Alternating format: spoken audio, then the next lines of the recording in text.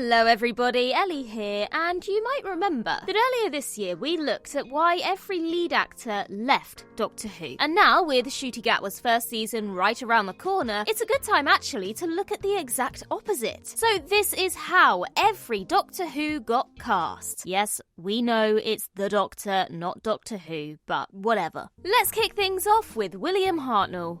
William Hartnell had been acting for over 30 years by the time he was offered the role of the First Doctor. A role in the 1944 war movie The Way Ahead secured him a fairly consistent career playing tough men, from army generals to hard-boiled detectives and sinister crooks. In 1957, Hartnell was cast in the sitcom The Army Game and became a household name. When The Army Game ended in 1961, Hartnell fell back into guest spots in other TV shows and a movie role that would change his life. Lindsay Anderson, a key figure in the British new wave of cinema, cast Hartnell as the elderly rugby scout Dad Johnson in 1963's This Sporting Life. Hartnell gives an astonishing performance here, displaying a tender interest in Richard Harris's Frank, which appears to go beyond rugby. It was Hartnell's performance as Johnson that caught the attention of Doctor Who's first producer, Verity Lambert. The First Doctor was imagined as an older man, and Hartnell's ability to play tough characters with a soft centre made him perfect for the role.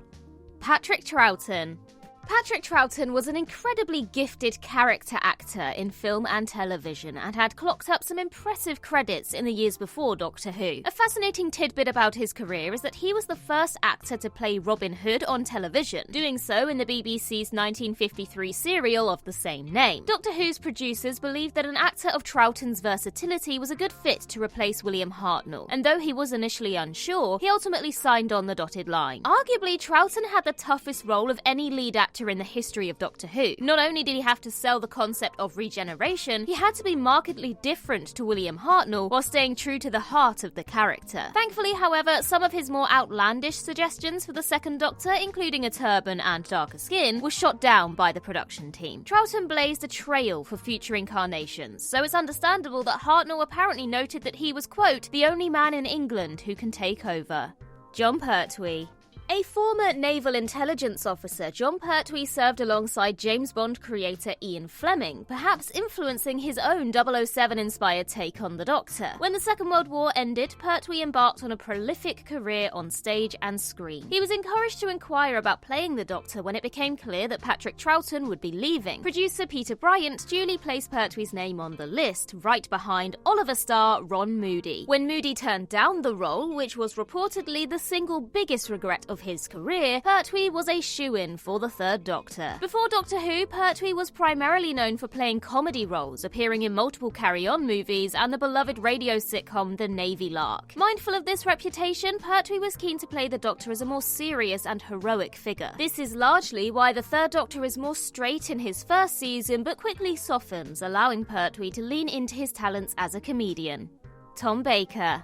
The story of how Tom Baker became the Fourth Doctor is the stuff of legend. In the early 1970s, Baker's career appeared to be in the ascendant after he was cast in movies like Nicholas and Alexandra and The Canterbury Tales. Unfortunately, the roles dried up by 1974 and Baker found work on a building site. Meanwhile, Barry Letts and Terence Dix were casting the actor who would replace Jon Pertwee as the Doctor. They had considered actors like Bernard Cribbins, can you imagine? Graham Crowden and Fulton McKay, all of whom incidentally have appeared in Doctor Who in other roles. That was until BBC head of serials Bill Slater received a letter from Tom Baker, whom he'd previously worked with. Slater passed the details to Letts and Dix, suggesting they go see Tom's latest movie, The Golden Voyage of Sinbad. Letts and Dix were both captivated by Baker's performance and offered the out-of-work actor the role of a lifetime. Baker recalls his last day on the building site in his autobiography in suitably quirky fashion. He says, "That lunchtime I shook hands and swore eternal friendship with everyone, and full of tears and good resolution, I tottered off. I never saw them again. I was Doctor Who now. I was an alien." And the rest is history. Peter Davison.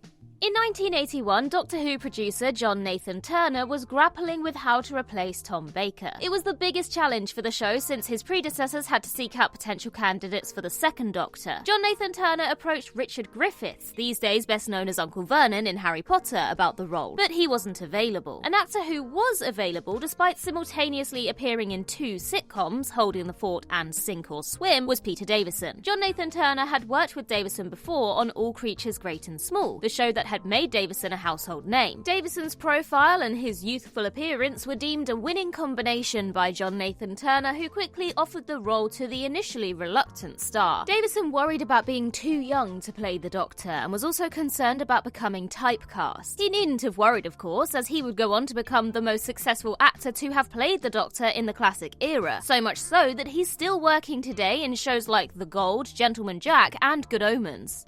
Colin Baker.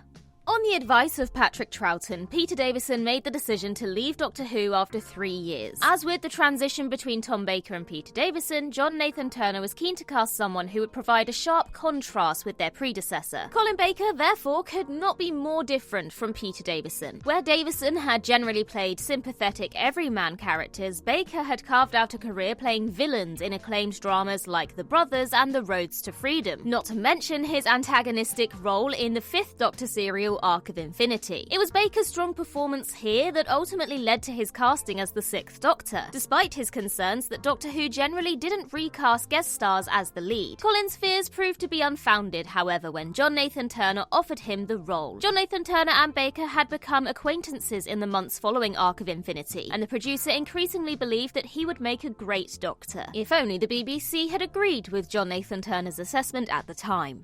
Sylvester McCoy. Sylvester McCoy had previously thrown his hat into the ring for the 6th Doctor, having been unaware that John Nathan Turner had already cast Colin Baker. Fast forward a couple of years and the BBC has fired Colin Baker and John Nathan Turner is looking for a new Doctor. Again, Sylvester McCoy, via his agent, puts himself forward for the role, following a recommendation to John Nathan Turner by BBC producer Clive Droig. After seeing McCoy perform in The Pied Piper on stage, John Nathan Turner was convinced that he was the right man to play a Troughton-esque 7th Doctor. McCoy had a knack for physical comedy, perfected during his years in the anarchic theatre group The Ken Campbell Roadshow. However, BBC One controller Jonathan Powell wasn't convinced that McCoy could lead a TV show, and nixed the casting. Undeterred, John Nathan Turner assembled a number of actors, McCoy among them, to record screen tests opposite one Janet Fielding, who had played Tegan opposite the 5th Doctor. Viewing the tapes, Powell conceded that McCoy was the strongest performer, and so he was officially cast as the 7th Doctor. Paul McGann.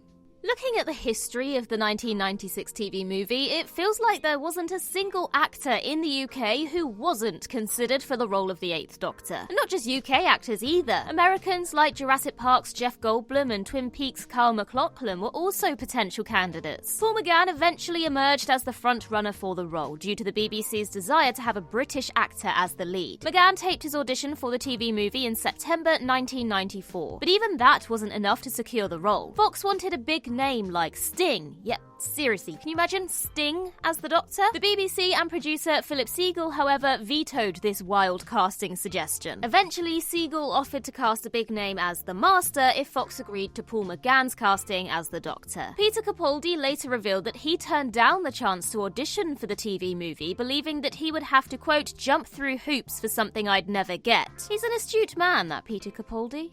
Christopher Eccleston.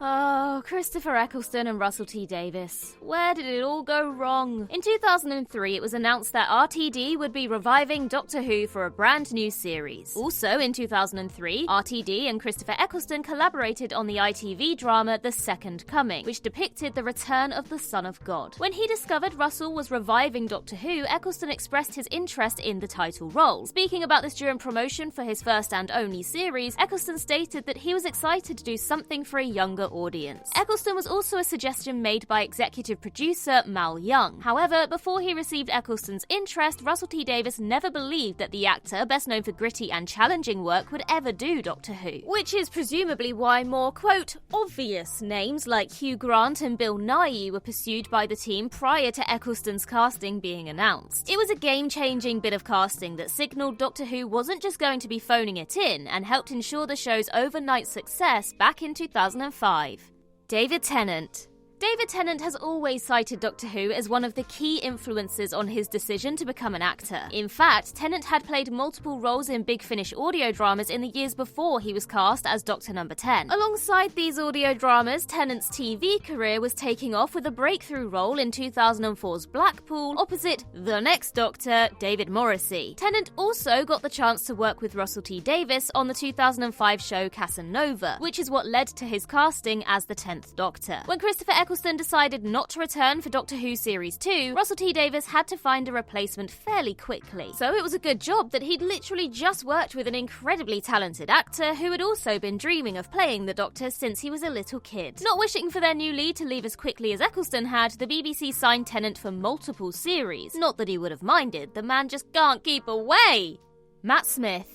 When Steven Moffat took over Doctor Who in 2010, he was keen to cast an older Doctor to differentiate the character from David Tennant. A reverse Peter Davison manoeuvre, if you will. Instead, he cast the youngest actor to ever play the Doctor. Matt Smith had previously auditioned for the role of Watson in Moffat and Mark Gatiss' Sherlock, but was turned down because he was more of a Holmes figure than a Watson. Smith proved this when he turned up to audition for the Doctor and completely won over Moffat, convincing him that this young actor could still embody the Doctor's centuries worth of experiences. It's said that Steven Moffat and his producers had their heart set on one particular actor before Matt Smith walked into the room, leading to much speculation over the years. Peep Show's Patterson Joseph and Voyage of the Damned's Russell Tovey also auditioned for the role of the 11th Doctor, eventually losing out to Smith. It's even been rumoured that Chiwetel Ejiofor was offered the part, but turned it down. It's certainly a tantalising what if, though who can deny that Smith was utterly perfect casting. Peter Capaldi. Steven Moffat had apparently considered casting Peter Capaldi as the 11th Doctor back in 2009, but it never came to be. 4 years later, Moffat revisited this notion and offered Capaldi the role after a private audition at Moffat's home. It's widely believed that Capaldi was always the first choice for the role, which was why he auditioned in Moffat's kitchen rather than in a more official setting. However, other options were being explored for the unlikely possibility that lifelong Doctor Who fan Capaldi would turn down this most coveted of characters. Actor Ben Daniels revealed that he had been asked about succeeding Matt Smith as the 12th Doctor. Meanwhile, bookies slashed the odds on James Bond actor Rory Kinnear being cast as the Doctor, believing that it was a dead cert. While these potential candidates had been rumoured and leaked to the press ahead of the big swanky primetime reveal in August 2013, Peter Capaldi was always at the top of the list. Jodie Whittaker. The short version of how Jodie Whittaker was cast as the 13th Doctor is that she had worked with Chris Chibnall on Broadchurch, but it's a bit more complicated than that. Doctor Who was never on Whittaker's mind, even when Chibnall contacted her for a meeting. She assumed it was to discuss the final season of Broadchurch and was surprised when Doctor Who was brought up. The actress was then put through months of auditions, reading specially designed script pages to test whether she could handle the Doctor's many sides. She recorded a self-tape where she pretended to defuse a device, a typical Doctor scenario, and successfully bagged the role. Several other mystery actresses also auditioned. Rumours emerged prior to Peter Capaldi's final series that he would be replaced with Tilda Swinton or Phoebe Waller-Bridge, which obviously never came to pass. Whatever the truth of those rumours was, Chibnall has stated that he was always going to cast a female Doctor, and that Jodie Whittaker was always his number one choice. David Tennant. Again. The story of how the COVID-19 pandemic inadvertently led to David Tennant being cast as the 14th Doctor is a fascinating one. The chain of events is as follows. Former Doctor Who magazine writer Emily Cook organised tweet-alongs to several popular Doctor Who episodes to keep fans entertained during lockdown. After a tweet-along for The Runaway Bride in December 2020, Catherine Tate texted Russell T Davies and indicated she'd be down to do more Doctor Who. Russell T Davies loved the idea, and upon learning that David Tennant was also up for it, he informed the BBC. With the future of the show uncertain and no clear plan in place for Chibnall and Whittaker's successors, the promise of new episodes with Tennant and Tate must have been music to the Beebs' ears. RTD soon agreed to return as showrunner, bringing with him a bold vision for the show that is currently unfolding before our very eyes. The return of David Tennant as an older, weather-beaten incarnation of the Doctor was the perfect way to reinvigorate wider public interest in the show during Doctor Who's 60th anniversary year. Ncuti Gatwa. Ncuti Gatwa was already becoming a huge star when he auditioned for the role of the 15th Doctor. Rising to fame playing Eric Effiong in Netflix's Sex Education, Gatwa had also snagged a small role in 2023's blockbuster hit Barbie. This led to him making a cameo during the I'm Just Ken performance at the 2024 Oscars in what is surely one of the most iconic moments for a Doctor actor. Casting director Andy Pryor told Digital Spy that Gatwa, quote, blew everyone away during his audition. Pryor also revealed that the auditions took place over a couple of days and that there were other actors they would happily have cast. Elsewhere, Russell T. Davies revealed to the Radio Times that Ncuti Gatwa was the last actor to audition for the role and that the showrunner had already cast someone else in his head. He said, I thought someone else was a guaranteed hit and then in Ncuti came, and that person will never know. Cue decades of speculation over who RTD would have cast if Ncuti Gatwa had turned left and never auditioned for Doctor Who. And there you have it. Now, at the beginning I mentioned that this list was inspired by a previous video, so go check out why every lead actor left Doctor Who. In the meantime, I've been Ellie for Who Culture, and in the words of Riversong herself, goodbye, sweeties.